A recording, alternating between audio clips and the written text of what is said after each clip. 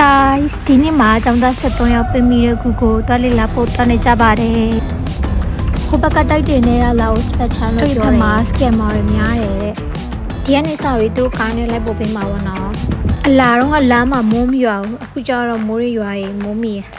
ဒီဟာကူရှိရဲ့စီမရောက်ခင်မှာသူတို့ပြထားတဲ့ museum နဲ့အဲ့ဒီမှာကူသေးလေးလည်းရှိတယ်ကူသေးတဲ့မှာသူတို့ကယ်ဆယ်ရေးနဲ့ကျောင်းသားရဲ့အဲ့ဒီဟွာတွေပြထားတာပေါ့နော်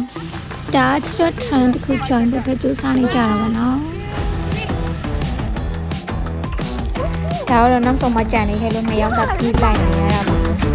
ဒါကူအဝါကိုရောက်နေကူအဝါမှာသူတို့ဘလူးကယ်ဆယ်ခဲ့ရဲဆိုတဲ့ပုံတွေ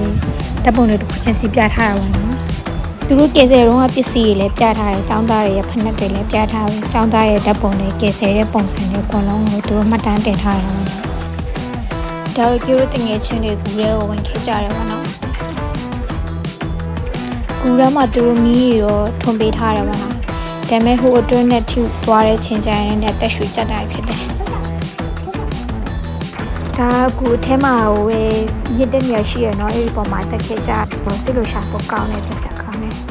ဒါတော့ပြန်လာမှရိုက်ထားတာပေါ့နော်ဆုံးတော့ကြည့်ပေးလို့ thank you ပါ